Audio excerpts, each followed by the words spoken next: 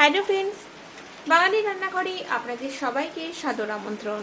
আজ আমি আপনাদের সাথে চাল কুমড়োর একটি রেসিপি শেয়ার করছি। আজ আমি বানাচ্ছি পুরভরা চাল কুমড়ো ভাজা। এটা কিন্তু পুরোপুরি একটি নিরামিষ রেসিপি, আর এটা বহু পুরনো দিনের একটা রেসিপি। এই চাল কুমড়ো ভাজাটা গরম গরম ভাতের সাথে ভীষণই ভালো লাগে খেতে। তাহলে চলুন আজকের এই রেসিপিটা আমরা চটপট বানিয়ে ফেলি।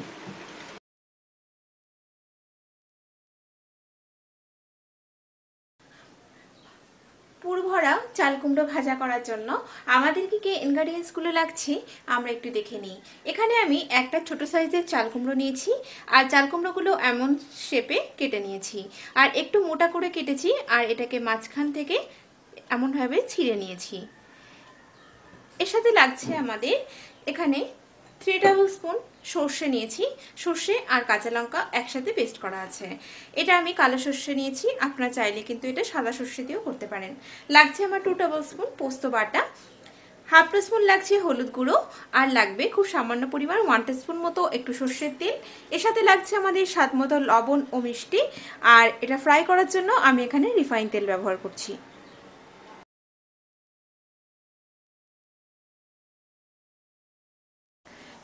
এখন আমি কড়াইতে একটু জল বসিয়েছিলাম, জলটা বেশ গরম হয়ে গেছে। এবারে চাল কুমড়োগুলোকে একটু সেদ্ধ করে নেব। খুব বেশিক্ষণ ধরে কিন্তু সেদ্ধ করার দরকার নেই, 3-4 মিনিট এটাকে একটু হালকা বয়েল করে নিচ্ছি।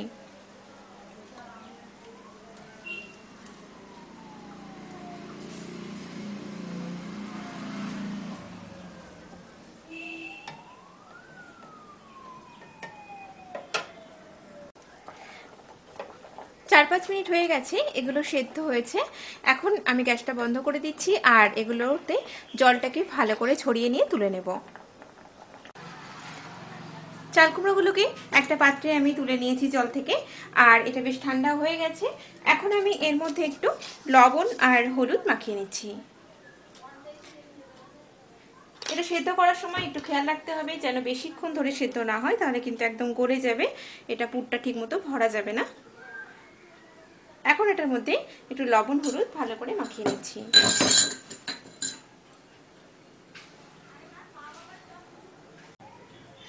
চাল কুমড়োর মধ্যে নুন হলুদ মাখানো হয়ে গেছে। এখন আমি এই চাল কুমড়োর ভিতরে যে পুরটা দেব সেটাকে রেডি করে নিচ্ছি। নিয়ে নিয়েছি এখানে সর্ষে বাটা, সর্ষে আর কাঁচা লঙ্কা একসাথে পেস্ট করা আছে।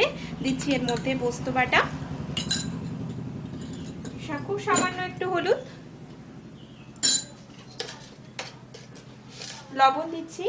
চাল কুমড়োর মধ্যে লবণ মাখানো আছে, তাই লবণের পরিমাণটা একটু বুঝে দিতে হবে, আর একটু সামান্য চিনি দিচ্ছি।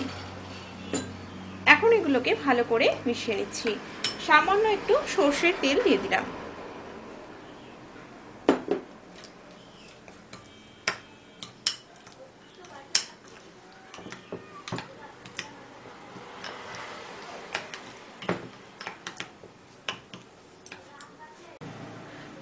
এবারে এই চাল কুমড়োগুলোর মধ্যে অল্প করে করে এই সর্ষের পুরটাকে দিয়ে দেব।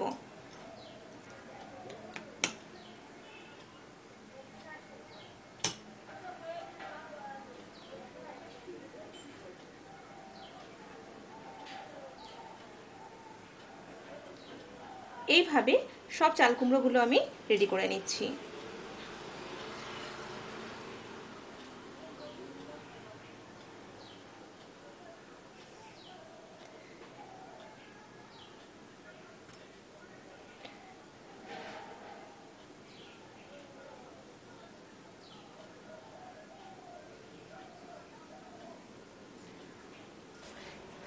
চাল কুমড়োগুলো ভাজার জন্য আমি কড়াইতে রিফাইন তেল দিয়েছি একটু বেশি পরিমাণে, আর তেলটাকে ভালো করে গরম করে নিচ্ছি।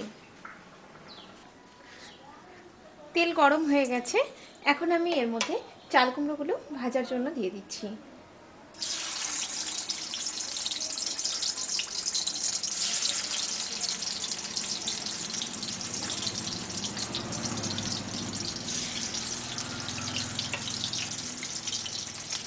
এগুলোকে ব্রাউন করে ভেজে নেব। এক সাইড হয়ে গেলে আর এক সাইড এগুলোকে উল্টিয়ে দেব। এগুলো প্রায় ভাজা হয়ে গেছে, এগুলোর মধ্যে একটা ব্রাউন কালার চলে এসেছে। এখন আমি এগুলোকে তুলে নিচ্ছি তেল থেকে, আর বাদবাকি চাল কুমড়োগুলোকেও একই রকমভাবে ভেজে নেব।